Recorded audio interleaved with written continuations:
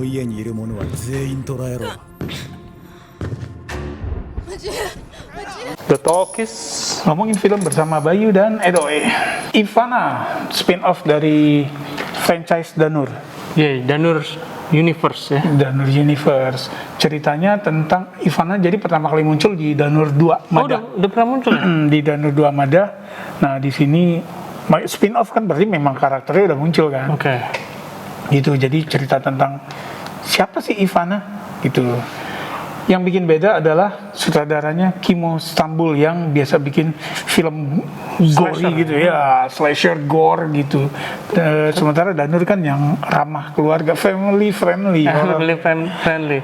Oke, kita akan bahas Ivana. Lihat dulu trailernya. Penghuni panti yang lain pada kemana? Kalau lagi lebaran, emang sebagian banyak yang pulang. Sini Ambar. Ini salam dulu nih. Kamu buta? Masih bisa lihat, tapi nggak sejelas orang lain nih. Oke, baik. Ivana, Kimo Stambul dengan pemain yang seluruhnya beda nih dari pendatang baru di semesta Danur semuanya nih. Siapa aja tuh ya? Kathleen Halderman, Starla. Dia berperan sebagai main karakternya. Main karakter di sini. Nah, dia ini ya, legally blind ya. Kayak ngeblur semua yang dilihat. Nah, terus ada Julia Roberts. Ada. Jadi sepupunya atau saudaranya lah gitu ya di sini. Ya, pokoknya ada hubungan ya.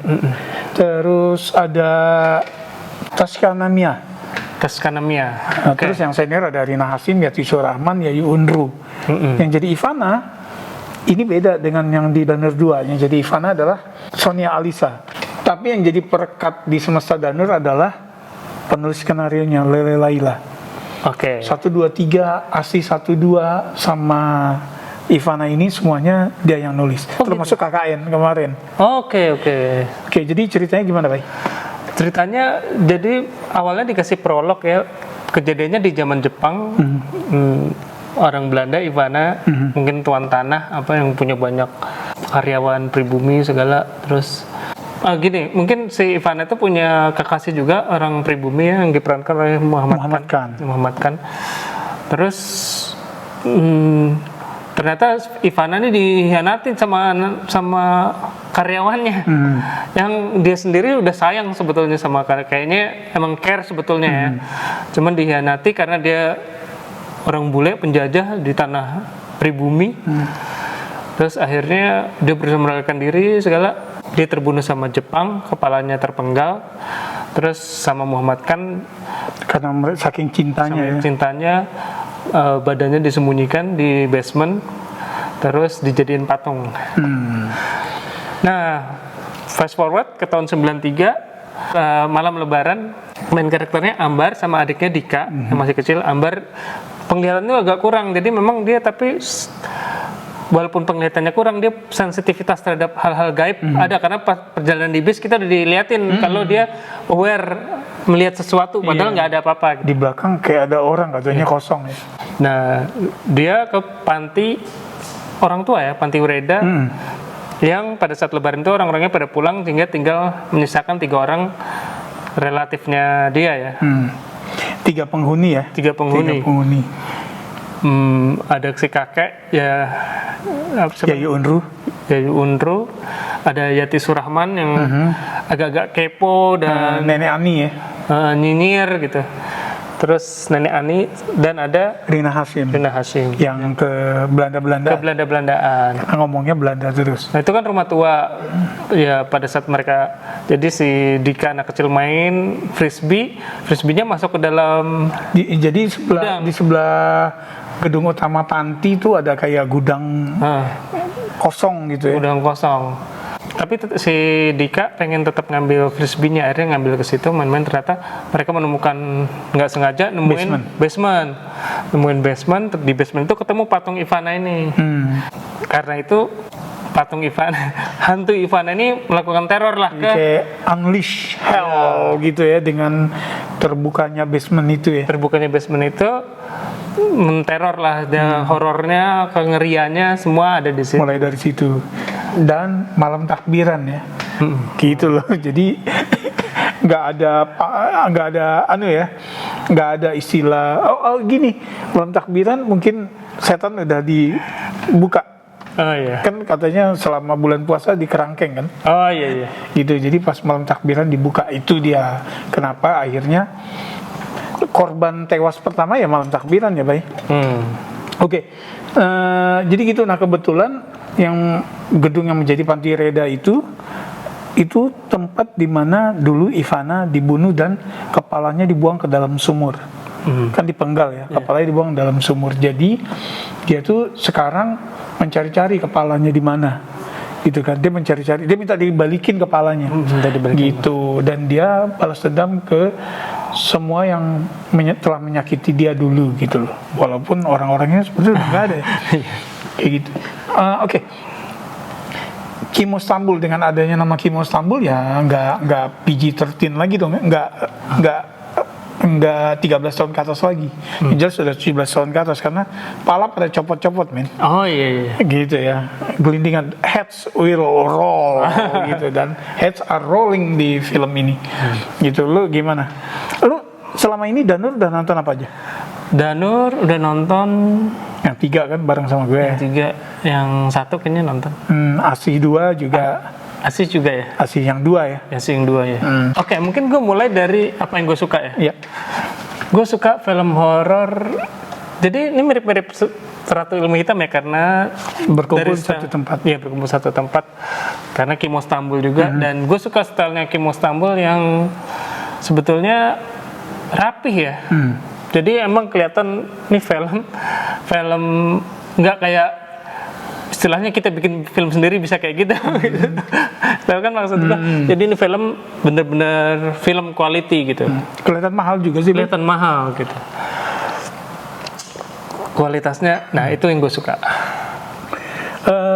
Banyak yang memuji sinematografinya, gue juga suka sinematografinya. Ya, dengan caranya dia nakut-nakutin juga di build-nya tuh oke ya.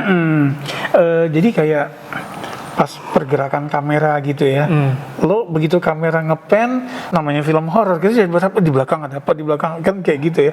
Nah itu berapa kali dimainin kayak gitu. Ya, dan kalau misalnya Ratu Ilmu Hitam, kelemahannya gue agak kurang suka pas adegan yang CG-nya terlalu berlebihan.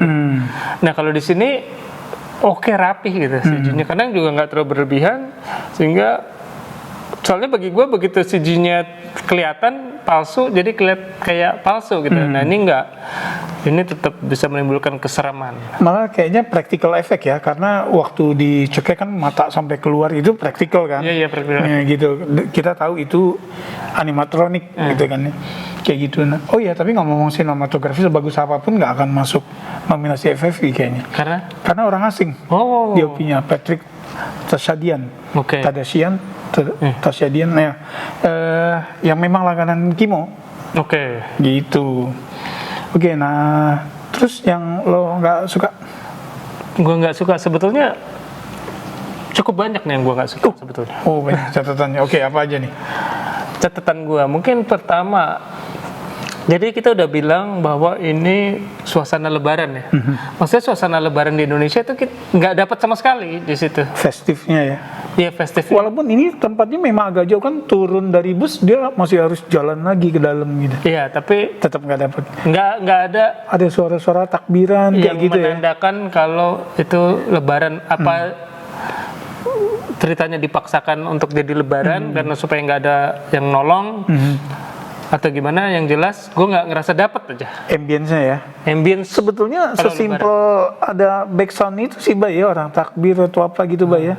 Kalau ada yang muslim di rumah itu juga kan masak ketupat, pakai peci lah atau apa gitu, atau dengerin radio takbiran misalnya gitu. Oh iya, oke, itu ya. Ya itu. Yang kedua mungkin establish rule-nya, atau gini deh, kejelasan kenapa si Ivana hantu ini muncul, menteror. Apakah karena basementnya kebuka, diganggu, kenapa dia bisa muncul gitu? Apa yang men-trigger dia? Itu gue nggak merasa dapat. Ada beberapa adegan yang nggak konsisten nih. Jadi kita memang adegan awal diperlihatkan bahwa patung Ivana tanpa kepala itu bisa bergerak ya. Wah, kita takut, wah bergerak ternyata gitu, pas dilihat ke belakang ternyata enggak gitu. Nah, apakah yang menjadi hantu tuh si patung itu yang ternyata bisa bergerak, atau ada entitas lain hantu tanpa kepala? Yang lebih ke ghost gitu ya. Lebih ke ghost, karena pada saat mereka diteror hantu itu, terus yang kepikiran dari tim yang diteror itu, oh kita hancurkan patungnya, gitu. Oke. Terus sama, nah si hantu Ivana ini kan bisa hilang, bisa nembus tembok gitu. Kalau bisa nembus tembok, kenapa nggak dari dulu? Ya itu mungkin ada hubungannya sama ke-trigger kapan dia muncul. Terus sama pas di dalam mobil nggak bisa masuk ya, mah? Iya kan?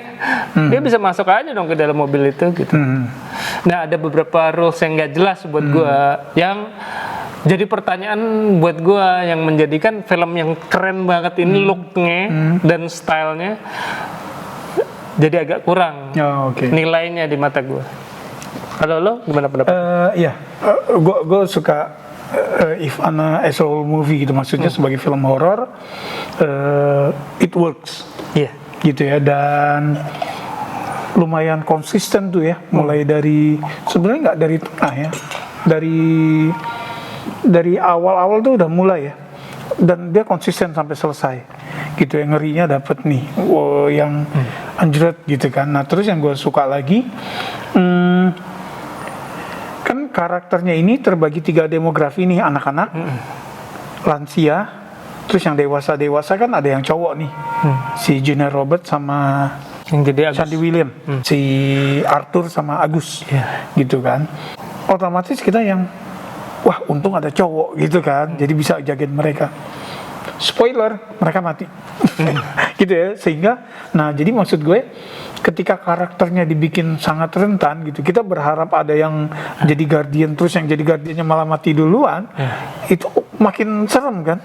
Nah itu juga mungkin agak kelewatan gue, bahwa yang mati ini bukan masalah orang yang ngejebelin atau yang bersalah atau yang jahat dibunuh, tapi enggak, dia kayak nggak pandang bulu, orang yang baik juga mati gitu. Disikat ya. Ya kalau si Agus kan karena dia menghalangi itu kan, yang dia nombak itu kan, gitu. Nah terus sama juga nih mungkin sedikit tambahan, Ivana ini kan pada saat prolog tuh kayaknya orang baik ya, tapi kenapa dia jadi penjahat, itu juga jadi masalah buat gue. Kan orang jahat adalah orang baik yang disakiti. Iya, bisa jadi. Gitu loh. Dia jadi nggak hanya mati, tapi dia dipisahkan cintanya kan dari Muhammad Khan itu. Muhammad Khan, aduh dia aktor terbaik Piala Citra tuh ya 2019. Sayang belum jadi pemeran utama lagi ya. Iya. Di Uni sama di sini tampilnya nggak banyak, tapi dia nunjukin kelasnya sih, gitu. Nah, iya itu. Tapi gue sepakat yang sama lo, yang kayak entity-nya Ivana ini agak kurang konsisten, ya kan? Jadi kayak yang, lo beneran ghost-nya atau memang si patungnya bisa kemana-mana gitu kan? Sebetulnya either or nggak apa-apa, tapi harus jelas ya. Kayak gitu.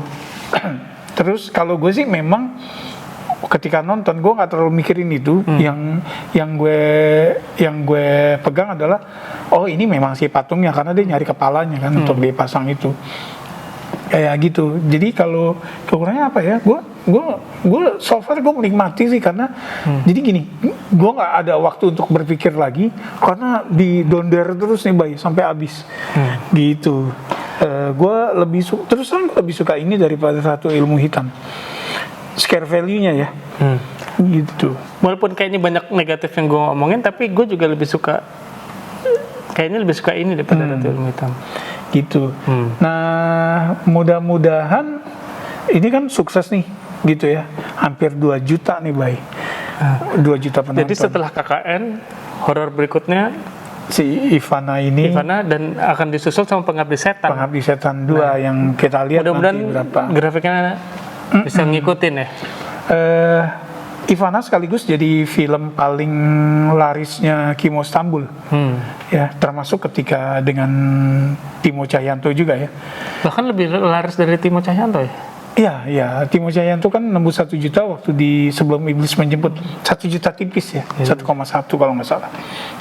Oke, mudah-mudahan, maksud gue gini, gue sih lebih kena ini gitu daripada keluaran utama dari franchise-nya Danur. Dan itu gue capek sih, karena aktingnya cuma manggil-manggil si anak-anak hantu itu gitu ya, sama lagu yang diulang-ulang. Nah, yang jadi penghubung selain karakter Ivana, Lagunya. cuma lagunya doang, pasti adegan main piano. Gue rasa itu cukup lah gitu ya. Skor by Ivana? Gue kasih skor 7. Lo? Gue 7,5 nih, Bay. Gitu. Silakan ditonton Ivana mumpung masih ada. Kita agak telat nih rilis reviewnya. Yang udah nonton pasti banyak nih ya. Silakan tulis di komen. Mungkin ada yang Bayu sama gue kelewat ya. Silakan ya dikasih masukan. Makasih udah mampir. Sampai ketemu di episode berikutnya. Salam.